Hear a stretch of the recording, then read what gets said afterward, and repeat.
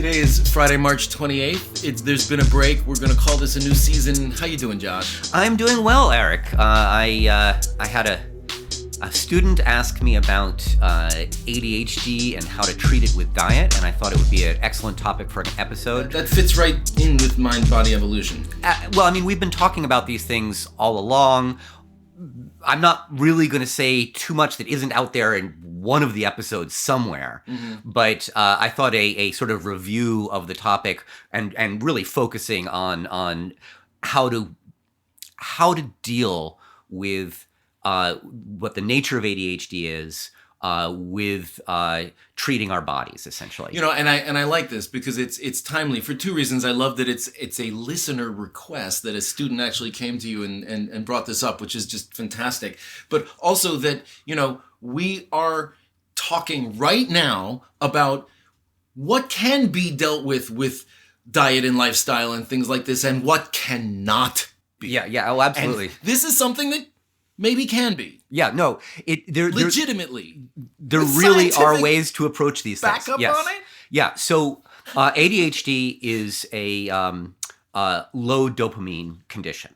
Now, there are a variety of conditions out there that are similar, that have different configurations, but your classic ADHD is low dopamine. And so that's my whole dopamine model. The carrot has been moved further away, and so you're running around trying to get the carrot all the time, and you're easily looking for other carrots that might be closer all the time. All the time. Yeah. So it's really hard to stay focused. Hence our chasing the carrot image in the prior episode. Exactly. So that's the model I'm working from, and I've been teaching a introduction to neuroscience class where we discuss the relationship between the gut and the vagus nerve and the brain. Yes, we've talked about that. And the interaction between these things. Fascinating, yeah. Specifically mediated by dopamine at both ends of that system. Mm-hmm. So there is dopamine being released by contact with the vagus nerve and changing the microbiota of the stomach. So your intestinal flora, the bacteria, etc., are change in response to you, and then they release their own signals, which then run all the way up the vagus nerve into the brain, and they'll be releasing dopamine in you. And so they can change you. And so it's a two-way street. And so part of it is... So I can't just control them. They're also controlling you. I can't just exercise control. I fantasize about, what if some bacteria decide that they want to spread themselves, and so they start lowering your inhibitions so you kiss more people? That's entirely within their power. I mean, we've talked about these crazy molds and things. Yeah, no, absolutely, yeah. And so we have to start realizing that we are communities, and you mean as individuals? As individuals, we are communities. Yes, and our higher thought processes are definitely in charge, but they're in charge of a large community, right? So your brain has multiple portions to it. All of these things are sort of a hierarchical set of decision making.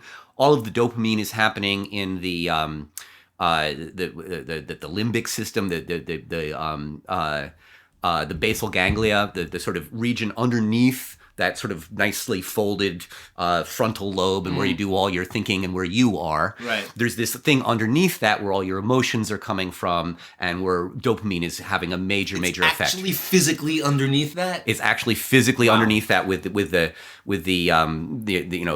cerebral cortex sort of enveloping it and all around it and in front of it and on top. We are living metaphors. Yeah, absolutely. Yeah. And so, my crayfish only have basal ganglia. They don't have one of those fancy, vertebrate brains. Thank goodness. Yeah. But I use them as a simple model. So anyway, you have this portion that is all of your emotions, whether you're happy or you're sad. All of that is not your cerebral cortex. That's all your basal ganglia. And that's all dopamine centers, pleasure centers. And they're all talking to it. There are like a half dozen of them in this, each one responding to dopamine in different ways. So they're providing motivation. They're directly connected to motor activity centers. If you don't get dopamine, you have Parkinson's and you don't move at all. And so there's a relationship between all of this stuff and what makes you a working animal. You want to go get food, part of that's motivation. You don't want to get food, part of that's dismotivation. All of this thing is how you work. But it's getting signals directly from the stomach telling how much dopamine to make. And it can actually change in very subtle ways depending on what you've eaten and depending on what bacteria are living in your stomach. And so you can control those as well by what you're eating. Now, they're going to try and control you and make you eat things that support whatever nasty things are in there that are trying to make you eat more sugar, because that will grow one particular kind of bacterium. But those ones tend to actually lower overall dopamine, partly as a way of making you eat more sugar. What happens when you eat more sugar? You get dopamine. Mm-hmm. And so you get into this addiction cycle. Always good. You get into an addiction cycle with the sugar and fat in combination is particularly bad. Mm-hmm. Where when you eat these things, like you sit down with Haagen-Dazs and you eat a pint of Haagen-Dazs, you're going to get a big spike of dopamine, and then it's going to go right back down again. And then your insulin is going to send your blood sugar crashing, and you're going to have less dopamine, less serotonin, and less blood sugar, and you're going to feel depressed again, and even more so. And all of this is obviously true for everyone, but if you're ADHD, you're more likely to get into a cycle like this. ADHD people are often prone to addiction because they're always looking for that next carrot. Mm-hmm. And, sometimes it can literally be food. Carrots aren't fatty or sugary enough to work that well for things other than donkeys. Mm-hmm. But you could imagine a pint of Haagen-Dazs sitting in front of your head. That's sort of how a lot of us are behaving. And so we need to think about the entire approach to food. Bad food that doesn't taste good doesn't give you any dopamine, so you don't want to eat it. We don't get dopamine even from just having a full stomach? You get some dopamine from simply having some food, but there's dopamine from behavior as well as the actual food itself. Mm. When you walk into a restaurant and it's a new restaurant and it looks exciting, you're being given dopamine before you've even eaten anything. Yeah. When you sit down and it's plated nicely and you see it, dopamine is being released. Yeah. Then you start eating it and your mouth is singing, that's dopamine. And so the entire act of how you approach food also matters. So I guess the amuse-bouche is to get that dopamine flowing. All of these things are working together. And for someone with ADHD, it's going to be really helpful to have all of that kind of contextual clues that this is an exciting event here, rather than eating a bowl of Haagen-Dazs in front of the television. Mm-hmm. This is something that, there was a plan, you carried through with the plan, you predicted that you were having this wonderful reward, and then you get the reward. All of that is a pure dopamine cycle. The forward motivation provided by dopamine. Once you're aiming towards that goal, you're going to have dopamine ramping up the whole time. It's going to keep you focused, and then you're going to get the dopamine, and you're going to be happy. And you won't need to have your giant thing of ice cream. Now, it's dopamine, so it's also slightly lowered your inhibitions. So you better be careful, because you're going to order a second bottle of champagne if you're not careful, because now you're feeling happy. Right. So all of these things are part of just the sort of intention of how you're approaching food itself. If you're making better food, you're going to be happier eating it, and it's going to have less of a sort of swing on your overall physiology because of the way you're not approaching it in an addiction way. You're approaching it in I am providing myself with a rewarding treat every time I sit down and eat something. Mm-hmm. And so that gives you sort of something to aim for on that sense. Now, when it actually gets to your stomach, we've talked many times about how the real solution for all diets is lowering sugar and increasing fiber. Mm-hmm. And it's not all carbohydrates, it's very specifically the simpler, the worse. The fewer pieces that piece of starch comes in, the shorter the chain of sugar molecules, the worse this whole thing is going to be for you. So obviously, drinking pure glucose would be really bad, but eating potato chips is only slightly different, because potato chips are made out of just a string of glucose, and the enzymes in your body take it apart instantly. And so eating mashed potatoes is like sitting down to a bowl of sugar. It's like a big old punch. Yeah, exactly. Yeah. So your brain responds to this and makes you feel happy, and you're like, that was great. I want more potatoes, because it gives you that dopamine thing, just like it would from a thing of Haagen-Dazs. A lot more mashed potatoes than I think I can. Yeah. So all of this is going to be sort of, you want to modulate the height of that insulin spike. You'll reduce its trigger of addictive behaviors once you're not getting the same kind of spike. That spike is such a high level reward, and it's such a big crash afterwards that's what really generates this kind of. So you're saying that instead of getting the reward from the physical response, get the reward triggered by a mental input, is what you're saying? By the tastiness of the food. You can get dopamine from food from everything else you're putting in your mouth. But the tastiness of the food is exactly what draws us to the sugar. You're talking about making the food tasty by your own intention. Right? You can make good food that is made of complex carbohydrates. You can have a lovely slightly sweet tomato sauce on a small amount of pasta with a side of vegetables, and all of this will taste really, really good. Some browned onions, they're going to taste sweet. They're going to give you all of this kind of satisfaction, and it's not sitting down to a bowl of sugar. Right, but again, it takes intention and effort and time that you're putting into yourself. You can order healthy food out, but it's harder to find it. Most restaurants take a shortcut. Rather than making really good food, they just add sugar to things, or more fat, or more salt, or one of these other things that really triggers this kind of reaction. And so they hide. So you're not saying that the intentionality is necessarily a key part of this. You're saying that what it is actually just food that is better for you and tastes good. Right. It should taste good, right? But it's hard to get good food that is both good for you and tastes good, and that's where the intentionality comes in. If you can't find it, you have to make it. You have to make it, and sometimes you can train yourself. So, for example, a lot of people have found that when they start lowering the salt in their diet, they become more sensitive to salt, and they don't need as much salt in the diet. Right. But salt is delicious, so it's very hard to So how does this connect to ADHD? So anyway, back to ADHD. All of this is the idea of you're providing yourself with a dopamine reward initially, so that you're not just always chasing the dragon with the sugar, and you're then providing food that is going to not give you that spike in your stomach. So there's multiple times when you're rewarded with dopamine. You're rewarded with dopamine when you eat the food, and you're also rewarded with dopamine when your body starts noticing some sugar. But if that sugar is going up slowly from a more complex carbohydrate, the reward is spread out over a longer time, and you don't start acting as crazy. Right? It's like a slow release of dopamine that'll allow you to focus better and stay on target. Then, if there is sufficient, particularly fiber in the food, this is going to offer a habitat for beneficial bacteria, particularly ones that make the short-chain fatty acids and the butyrate. Both of these things encourage DNA expression overall, so they're anti-aging, they act as anti-inflammatory. Right now, though, you're talking about the non-soluble fiber.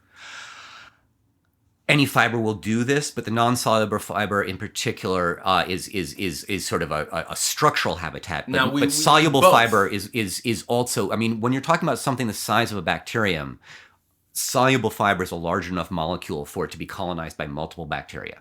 Right, you could have a couple of them stuck to a big chain of soluble fiber, or you could have something that's an actual piece of a plant, right? Where you have cell walls made of cellulose. Right. That's also providing a habitat. So the plant matter is your number one source of fiber. Is it a habitat because that stuff is eventually washed out? How can it be a habitat? The habitat is you.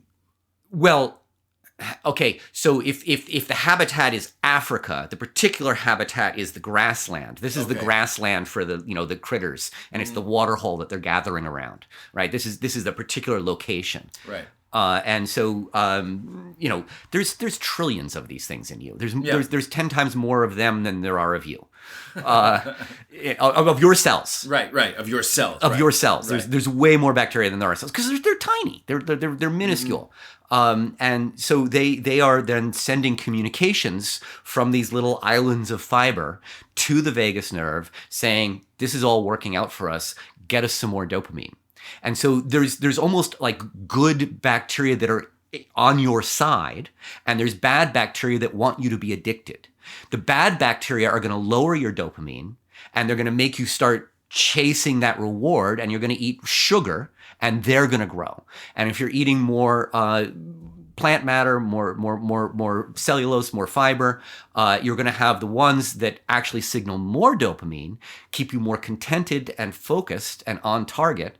And they're going to reward you over a longer term. And so you have these really two different possibilities. You have the sugar-based metabolism, and you've got a fiber-based metabolism. And one of them is actually going to purposely inhibit dopamine so that you're even more ADHD, and the other one is going to provide slow amounts of dopamine over a longer period and provide motivation. So these complex carbohydrates, these complex fibers, these things will essentially feed what a person with ADHD needs slowly over time. Slowly over time, and if you're not eating very simple foods, complexity in your diet itself actually will provide a reward. Dopamine is rewarded anytime something new happens. So a varied diet in its own is going to help you. So a diet of just, starch, the same kind of, bowl of rice, potatoes, or bread every day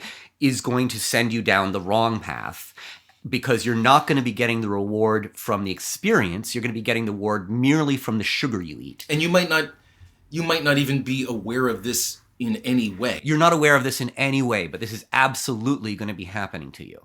And there's really no way to avoid it. So if you can go down one path or the other. So if you know that ADHD is a struggle in your life, yeah, then becoming aware of your diet in general, yeah, is and improving it could improve tasty plant foods, variety, setting things up for yourself nicely. A candle on the table might improve your dopamine, and doing it differently. Not the same candle. After a week or so, it won't do anything for you anymore. I mean, this a red tablecloth. Our kung fu teachers always saying, change it. Yeah, no, I mean, absolutely. But these are the things that we are always trying to bring into our lives that we don't pay attention to. We give that red bunch of roses to attract someone because red is a dopamine releasing color, and we don't know the difference between a person and red roses. And it's the same for everything else. If you're trying to feed that desire for change and excitement and variety in your life, you're feeding your cravings for dopamine, and you won't have to run around in all directions like ADHD tends to make you do, because you'll be getting the variety and stimulation you need. So let's talk about somebody who doesn't really have the time to sit and make themselves food, or somebody who lives alone and doesn't have, like, it actually costs a lot of money to make food that you're not going to end up eating. Like, you can do relatively simple things. So I like to reward myself at the end of the day, not necessarily with variety, but I give myself one of those yogurts with a little bit of sweet stuff at the bottom, and I put 2 spoonfuls of chia seeds on top, and I stir it up, and it gives me a little bit of fast sugar. It gives me some, lactose, which is a little bit longer sugar. It gives me protein. Got a bunch of protein, and then a ton of really good for me oils in the chia seeds, combined with a ton of different kinds of fiber. Chia seeds are and great. So it then fills up. I get the mechanoreceptors in my stomach being, responding to the chia seeds exploding like frog spawn in my stomach. Yep. And I'm getting sugar at the same time, so I feel an instant, I've gotten the thing I need. Not a huge amount of calories in there, and that is a pretty healthy food. So I've satisfied many desires, and even with that syrupy sugar at the bottom. Even a little bit of syrupy sugar, because with everything else that's happening, it's not a single spike and fall. It's going up quickly, and then it sort of levels out. Interesting. And so it's satisfying my desire to really have something go up quickly. Because you put all that other stuff in there that your body's going to have to continue working on for a while. And also, the simple sugars are going to be bound to those chia seeds to a certain extent, and they're going to have a longer time to release. So they're going to be released over a longer period of time. The other food in there is going to slow it down. You're just like having a meal with a drink. It's going to slow down the uptake of everything. Yeah. And so, it's in general going to give you a much longer ramp up with the sugar, and then a longer plateau of feeling satisfied and of having something in your stomach. And because, those yogurts come in a lot of different flavors. Just switch one up and you're going to get a little dopamine spike. So that's interesting because what you're talking about right now is managing the way your body gives you, or you allow your body to release dopamine. But a lot of this, and it's tied up with the food that you eat and how it tastes and how you feel about it. But a lot of it also is about the fiber. And the fiber is well, there's no way to get part of this. Get away from we should have more fiber in our diet and less sugar, right? But I'm trying to talk about it in sort of a larger context. So I'm not just saying eat more fiber and less sugar, because you're not going to keep coming back to a diet of only steamed broccoli, because it's not going to be exciting. It's not going to fulfill those desires you have. Where I was going with this is that there's no way for us to eat enough fiber. Like we can't. In our modern diet, there's just no way. It's difficult, but you could double or triple your fiber intake without a huge radical change. Well, where I was going is that, in my own life, and I don't have ADHD as far as I know, although I think we all have it to a certain extent, I have seen a tremendous improvement in a number of things, including my skin, with, fiber at morning and at night. It's better for you in every way. But supplements, I think, are sugar is bad for you in every way. So this is true in a much larger sense. Yeah. But the question was, how do we think about it in terms of ADHD? Yeah. And I'm trying to be very specific about it because it's also something I do in my own life. Yeah. And I do it with my coffee intake. I guess I was just pointing out that the chia seeds are an important part of that treat that you gave yourself, because without it, it's not. Well, there are also polyunsaturated oils in there. That's going to be thing. good for your skin. Right. The polyunsaturated oils are good for your brain as well. Right. All of these things are also anti-aging, along with what's happening with the bacteria in your stomach when they're releasing the short chain fatty acids and the butyrate. I'd love to see more study. I'd love to see more study done on the connection between the gastrointestinal tract and ADHD. It seems like there's a real connection here. There's been a little bit done with small studies on looking at probiotics and ADHD, and probiotics are actually a great way to treat ADHD. So that's another thing you can do. You can just add probiotics to your diet. I take probiotics every day, but I still don't know if I believe that they get through my stomach acids and actually into my intestines, but I still take them every day. Doesn't really matter. We don't fully know how probiotics work, but they seem to be not as much the living thing crawling around, but also the pieces of the living things. Just having these foreign proteins in you. Some of your immune system is responding to it. Other parts of your immune system are not responding. Fascinating. So it doesn't even have to be alive. Just the physical presence of the thing could affect you. That may be true, but yes, we're starting to find out, and it depends on which aspect you're talking about as well. I mean, personal anecdotal evidence, having added them to my life, has improved. Probiotics will select for certain kinds of white blood cells and deselect for other kinds of white blood cells. They'll tend to deselect the ones that tend to be associated with autoimmune diseases. And they'll tend to enhance the ones that are good for your immune system. And this is, again, scientific studies have found these things. Orally ingested. Yes. Double blind, really good, That's just relatively small number of people, but good studies. Because everyone's still, probiotics are still very woo-woo. One of them, they're not. Great. One of the main things it does is actually mucosal immunity. It builds the mucosa of your stomach, because your stomach's like, oh, what are these bacteria? We're going to line the stomach and we're going to line the intestine to protect against things getting in, and it's going to just create a larger barrier between you and the outside world. So that's one of the many ways that it'll help you. But they've been shown to help it defend against respiratory diseases, obviously stomach issues, but also, they can affect your mood. There's effects on, it will lower depression. It will help fight ADHD. It'll work on a range of things. So after increased fiber as a magic bullet, Well, the probiotics. I'm on both fiber and probiotics, and I'm actually, after talking now, thinking about changing the one I've been taking. Yeah, and then the next one would obviously be exercise. These are the real things you can. Yeah, but we'll talk about that another time again. We've talked about it before. We'll do it again. I would love to hear if anybody who's listening to this who has been dealing with ADHD makes changes and sees a change in the outcome of their experiences. I'd love to know if. Yeah, that's a good point. Yeah, contact me. Let's start that conversation. All right, folks. Thanks so much, Josh. That was really Thank you, Eric. fascinating. I feel like we're pulling together threads from earlier episodes and finding ways to move it forward. All folks, go to mindbodyevolution.info, and we're going to be going to video soon. So look for that. It'll be very exciting. All right, thanks everyone. Until next time. Thanks, Josh. All right, goodbye, Eric. Thank you for listening to Mind Body Evolution with Dr. Josh Stout and Eric Burkell.